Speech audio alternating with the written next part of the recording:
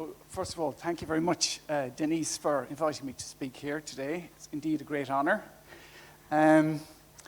Ireland and Hungary, as you can see, very similar sizes, yet very contrasting conditions. Ireland's out in the Atlantic with the storms and the rain, and Hungary in the middle, sheltered, and the Mediterranean climate. And obviously that has affected our buildings, but we'll look at some of that later. Ireland population 5 million, Hungary population 10 million.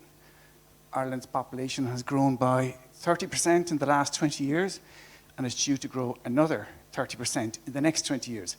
So huge change as a consequence of that, and huge demand, building pressure in Ireland. Hungary, I understand that the population is declining a little. This is my place of work, West Cork in the southwest of Ireland. I'm not an academic, I'm not a scholar, I'm a working architect, and this is my place of work. Scenic coastal, so a sensitive landscape, similar to Balaton, I suppose, in that respect. So that's where Cork is, and that's where we are down in the southwest. So the reason for my being here today is because of this publication, which I was involved in 20 years ago. It doesn't seem that long ago, but it is 20 years. And we'll have a quick look at that. But anyway, this book that strangely made its way to Hungary, and Christian András did a Hungarian version of it, and that became a very influential publication in Hungary, and hence the reason we are here. So Irish vernacular. I suppose the one thing about Irish people is you'd have to say as a characteristic, we're a very forward-looking people.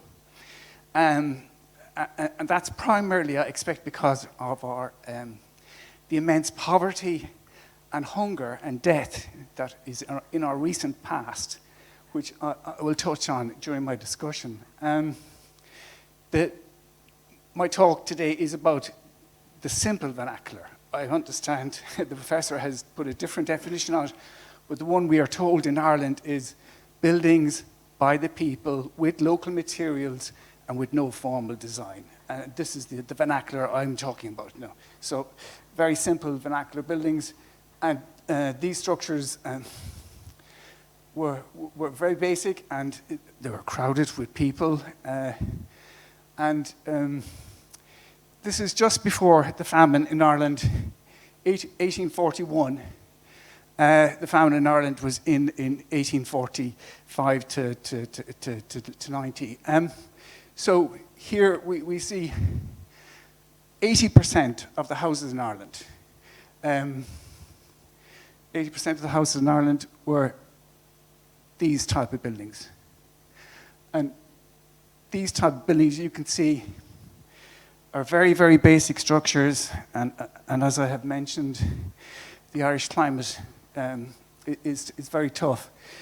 So our population is growing very quickly, and most Irish people today, they live in housing estates like this, and their experience of the built environment is one of new buildings in Ireland. And when you go to the villages, even then, you don't come across very many vernacular buildings, because we would call these traditional buildings. And unlike, say, English villages, where the buildings are 400 or 500 years older, again, in Ireland, when you come to the villages, we're looking at buildings really that are only 150, 200 years old.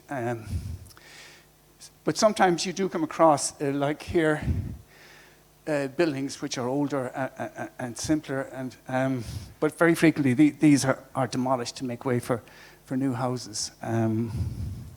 So the built environment Irish people experience, by and large, is a relatively recent built environment in our urban towns and villages. On the outside and in the countryside, again, simple tree bay farmhouses. But these buildings, you find similar buildings in Scotland and in England, but in Ireland they are always finished with plaster because of the rain. And then we have the thatch, and we have this building, it looked like a lot of the buildings we saw yesterday in Balaton in some respects, although in Ireland it's always the central door, not always, but more frequently it was the central door, and the window left and right. So, you know, very simple, very, very humble structures. And as I say, these made up a huge quantity when there was 8 million people living in Ireland before the famine. This is the type of structures. They lived in 1 or 2 room houses. This is the picture postcard view of Ireland, the straw house and the white wall. But the story today, unfortunately, is there are fewer and fewer examples of these houses. And if you want to see what Ireland looked like, what our vernacular architecture was, you nearly have to go to paintings. And the artists from 50 and 60 years ago, this is what they painted, and this is the countryside of the Irish countryside 50, 60 years ago. Even my generation, we are the last generation that remember these. Margaret and Sarah, when we were young, we were small children and we went to the seaside. This is what we saw. And the turf was very common for the fire, because that was the only, there's no trees, so the only thing you can burn is turf. So these are the paintings of Paul Henry, very famous Irish artist. But nearly always he painted cottages because they were so beautiful. And nowadays you come across them, you go at a country road, this is frequently what you find, unfortunately. I know even yesterday in Balaton I saw some houses were in difficulty, but in Ireland more so, and with not only the building, you lose the simple details and the simple construction. But as I've mentioned, the Irish climate is very cruel. So one solution was to put tin or corrugated metal. From about the 1940, this material became popular to protect the thatch rather than replace or renew the thatch. This is what they did. So more frequently, this is what you see today. These buildings 50 years ago would have been thatch, all thatch. Now today, they're covered in metal. We do have slate roof farm buildings, outbuildings, but slate quarries in Ireland were not very numerous. It was an expensive material, and so that was far less common. But I mean, these buildings are beautiful, and sometimes in our work we come across them, the simplicity. The settlement in Ireland was very dispersed, and these clochans were groups of buildings. And very numerous in their number. And the organization of the buildings, you can see, is more organic than certainly the combe villages we have seen yesterday. Some houses are 92 to the road, other houses are parallel with the road, and very frequently they are making courtyards. This perhaps was the most famous. I say famous, it's not famous at all, it's very little known about. I only came across it by accident, but it was a superb, stunning example of an organic settlement, a farm village, and almost everything in that village was thatched 60 years ago. So these are the houses that are in the settlement, and everything else is either hay barn or outbuildings. And this photograph is from the late 1950s. And this was where it was. And then my wife and I, we went there in 2005 to see how it was, and much of it is slate. Today there is still 1 or 2 examples. You can see this house in the background. That's a replacement or a new house, and then this one has been covered in slate. But and some have been, you can see they've raised the roof here. The roof has gone up and a more modern building has been built. And at the beginning of the settlement, there was this fantastic, beautiful little courtyard of cottages.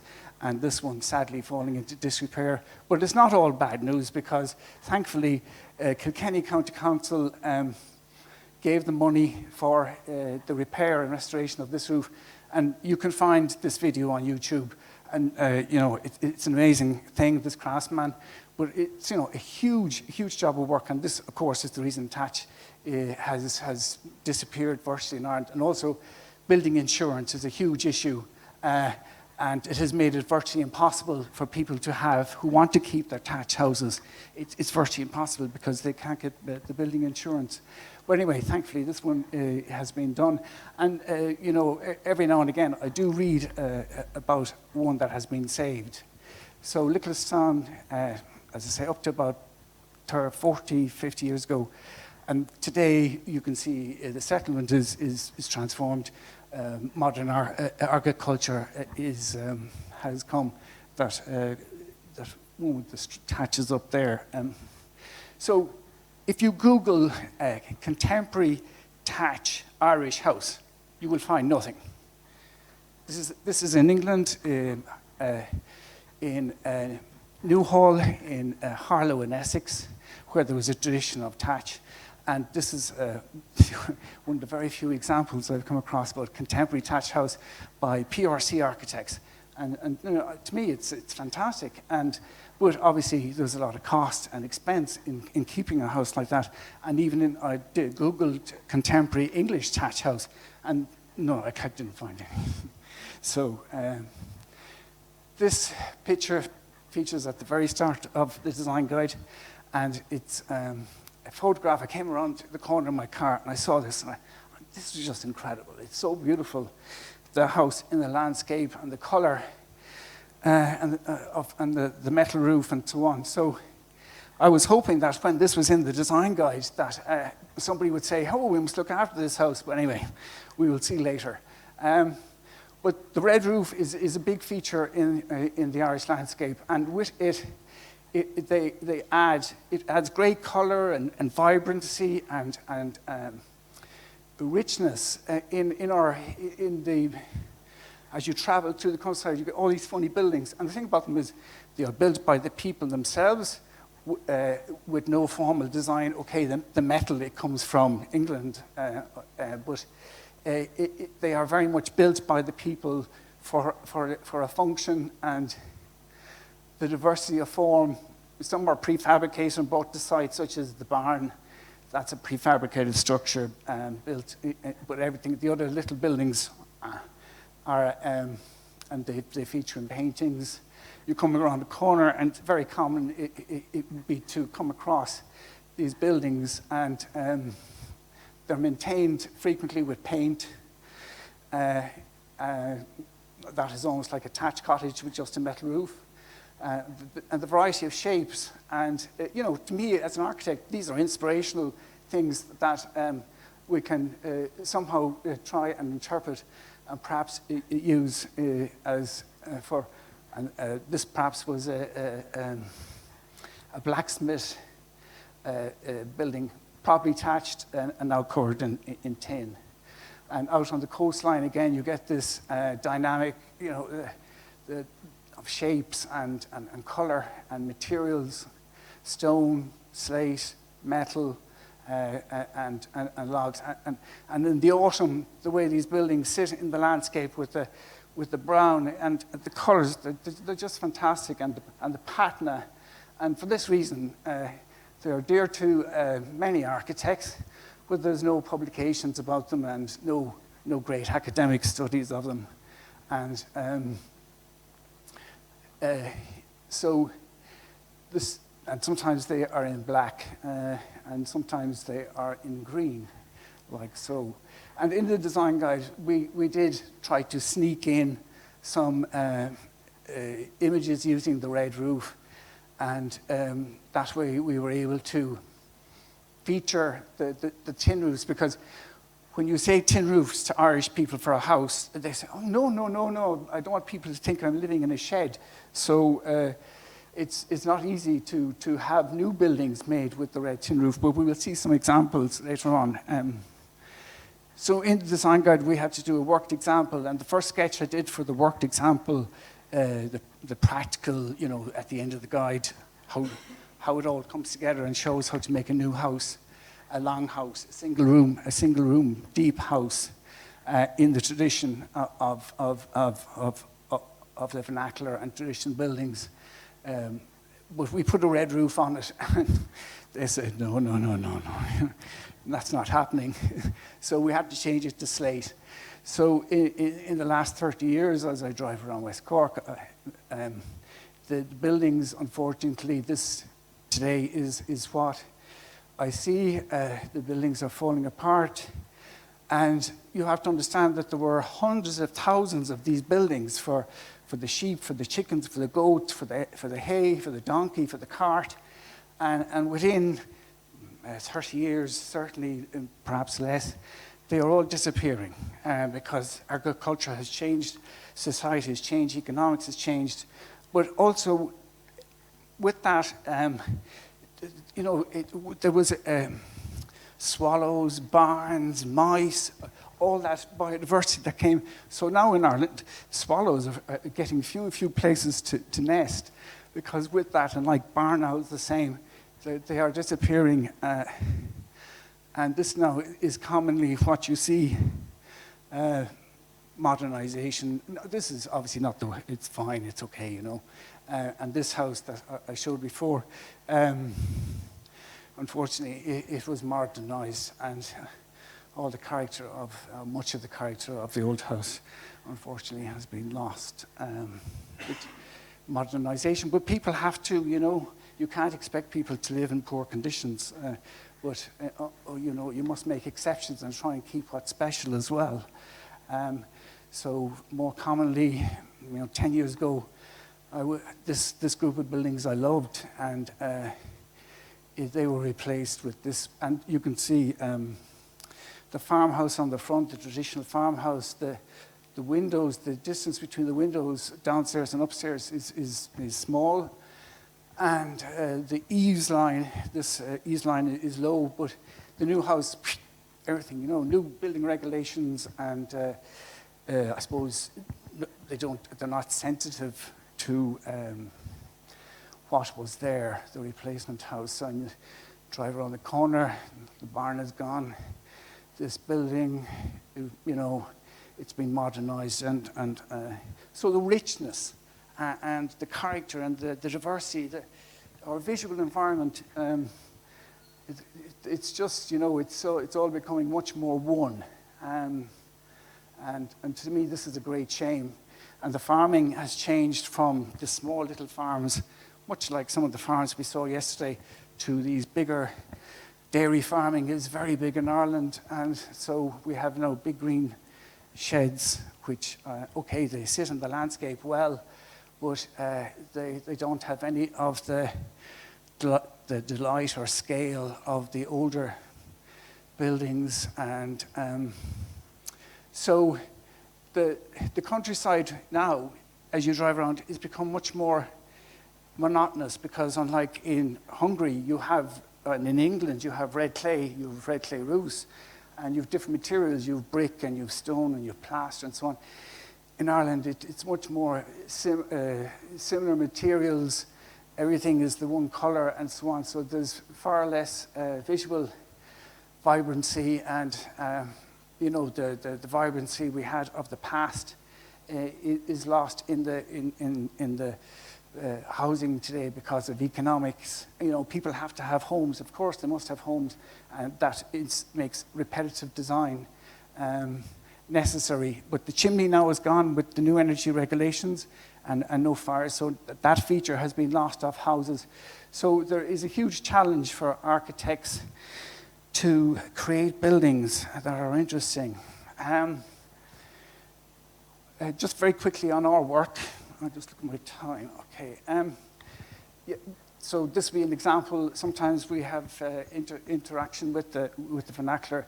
This house was sitting beside the river. As you see, it has fallen into disrepair, and so because it got flooded, it was going to be knocked. And the town architect said to me, he told the person who owned it, go to Mike Shanahan. He might know what to do with it. So they came to me, and I looked at it and I said, well, it's a great shame. I couldn't keep it. It had to be knocked because we had to lift the floor up. So this is it in the streetscape, and it has this building at the side, and it had another building at the end of the side. And the concern, obviously, is that sometimes you see these houses, they are knocked and they are replaced with this kind of, and again, the big gap between the floor and the windows have jumped up, and everything has gotten bigger, and the scale of the person is gone. So we were anxious to replace it, and I did a paper on why this was happening, but I won't go into that today. So this is the sketch for the replacement house, which is very much of the old house, just finding ways to fit in this part. There's a large bedroom upstairs. It has a dormer window towards the river, and this part, one part we did as well in stone here at the end, and then a new house at the end, gable to road. So the finished result is that's the new part, not completely finished, but in progress. And that's it completed. So the streetscape is maintained, and the character and the memory of this house, which was a strong feature in the village, a strong part of the identity of the town. So in that respect, it was important. And for that reason, as an architect, I had no problem in putting it back. Sometimes our work involves these old farm buildings. My wife is involved in this scheme, the farm building scheme, where there is 50-50 funding. 70-30 funding, okay. 70 from the EU funds, and it's distributed overseen by the Heritage Council. So these, again, some very simple little buildings, but important to keep, and sometimes we have to replace the slate because the Irish slate is not durable, and you can't reuse it. So, but anyway, this is the finished result. So the memory and their use will continue. A different group, again, inside you can see there's a tree, and so it's a simple elementary structure, and it was important to keep that as part of the restoration work. The slates where we could have been saved, and in some instances, new slates have been used, and it's all conserved inside. Timber is maintained insofar as possible, and timber joints and dowels and connections, and this is the finished result, which is, it's important to have these buildings retained as well. They're very simple elementary structures, and here a stone example where, again, it was the similar process of restoration. And here, very quickly, a housing scheme. I was involved in 20 houses. We put the cars behind. I was anxious to have some variety in the design, and also colour is a big feature of Irish countryside buildings. Some of our villages in the west, they have lots of colour, so more typical village. So the new scheme has, it's quite colourful, and there's a diversity of house types. But still quite an economic way to build the houses, and it has various features and so on. So this brings us to the Cork Rural Design Guide, and getting back to this, we wanted to show the vernacular architecture of the area at its best. So we were anxious to have very good photographs and have a lot of photographs in the guide of some of the beautiful buildings of Cork. And the simple buildings as well. Important to have the simple ones. And this is what was the problem, people putting too many things on the houses, adding too many features, trying to make their houses exciting, and of course size and all sorts of outside influences affecting the design, and this kind of anyway. So here we have the farmer's son. He is going to build his house for the future, and we are saying, please, no, don't do it this way. If you can, be much more discreet and use a backdrop and use the trees for shelter and use traditional forms. It can be a very modern house, but you can respect in some way the tradition and the character of the area, and again, not to have this alien type building arriving into the Irish landscape and surrounded with the lawn. Of course, the lawn, everywhere nature go away, we must have lawn. And we're saying, please have more nature-friendly gardens and so on. So, and again, sketches on details, and some architects say this is, no, you should never do this, never tell people what you can and can't do. But it's just to give some clues, just to say, look, you don't need to add all this stuff. It's not necessary. There is beauty in simplicity. And that was a key message of the guide. And the big, deep houses and the high houses, all those issues had to be addressed. And finally, the worked example where we did, the council, who were very anxious, we did that at the end to show how it all came together. So instead of that, they would have more like this, simple buildings. But really, all these guides are the same thing. They're all about identity, and recognizing the character of a region or an area or of a country, a tradition, and not to forget everything that went before. This poster, it's anonymous, I don't know who made it, but it always struck me as very interesting, because normally when you get a poster of a town, it just features the big public buildings, the main historic features. But this poster features virtually every building in the village, the good, the public, the church, and the ordinary, and social housing here, and some thatch housing. This village is unusual, it has thatch houses. It's in the southeast, Dunmore. So we have some ugly ice plant buildings and offices, and not a very pretty toilets, perhaps, public toilets. But we have the fishing boat and we have the lighthouse. So these are all the components that come together to make the village and the identity. If you come from Dunmore East, this is what makes you part. It's subconscious, but this is what you are. And this is why it's important we don't lose.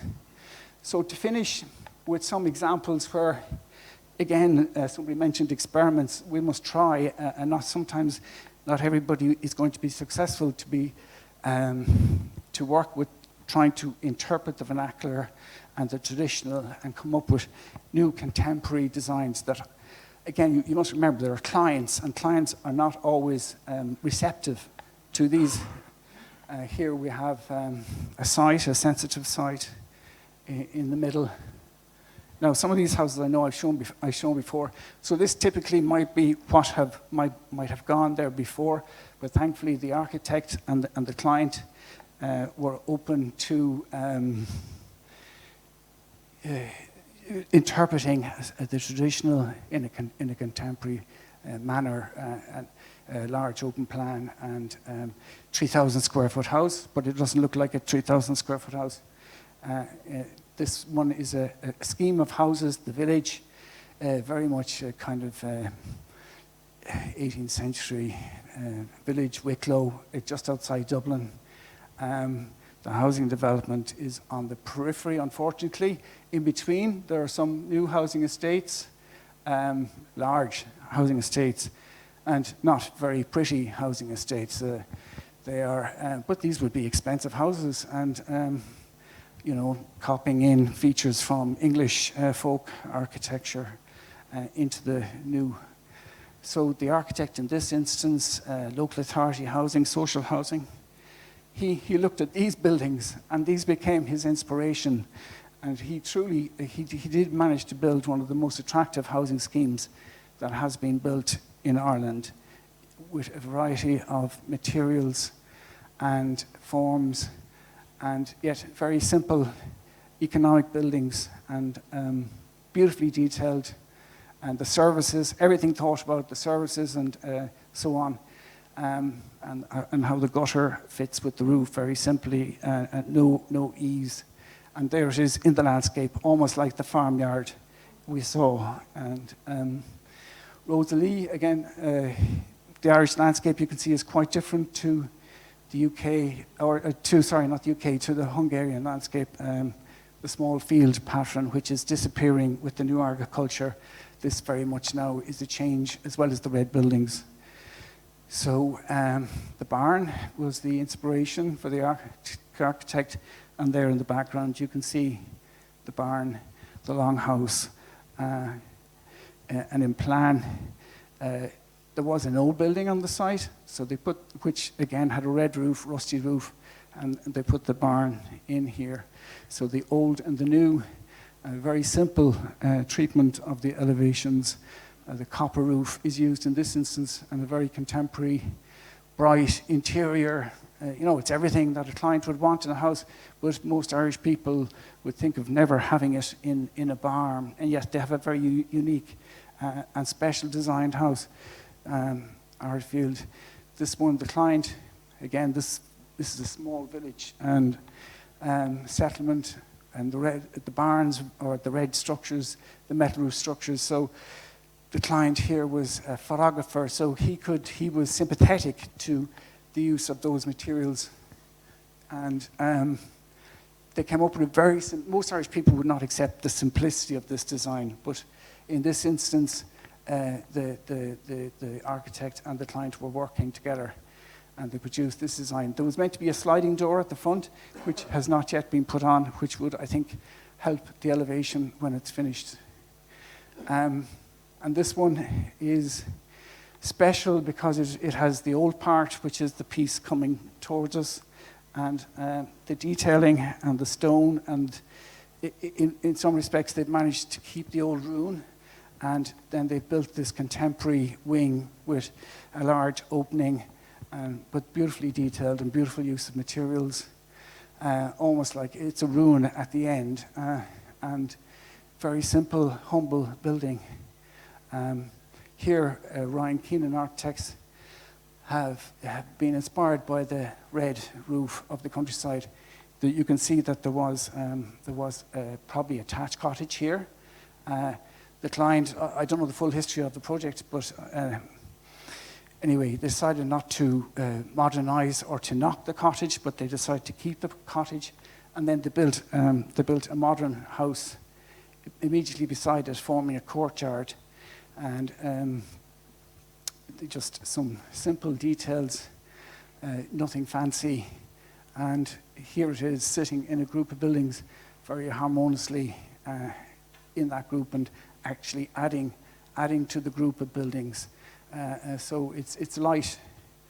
The same architect did another house. Again, he inspired by the red roof. In this instance, these features on the cottage, I don't know if this happens in Hungary, but the walls were collapsing, so they put up buttresses, and the architect used buttresses in the new design in a contemporary way. And finally, the thatch on T. Karen Brownlee, this house has just won an award this year, so it's brand new in that respect. But I like to finish with this example because it has shown what you can do with a thatched house. And so she retained with the client the thatched house and modernized and refurbished it and conserved it, best conservation practices. And then at the back, she put on the wing and so the thatched conservation. So the new and the old dynamic interplay between the single-story structure, modern structure at the back, and the materials inside, the lime plaster, polished concrete floor, very simple detailing, the oak beams and frame and glass, minimal modernist design, yet very beautiful, and that is the finished result. And that is it. Thank you.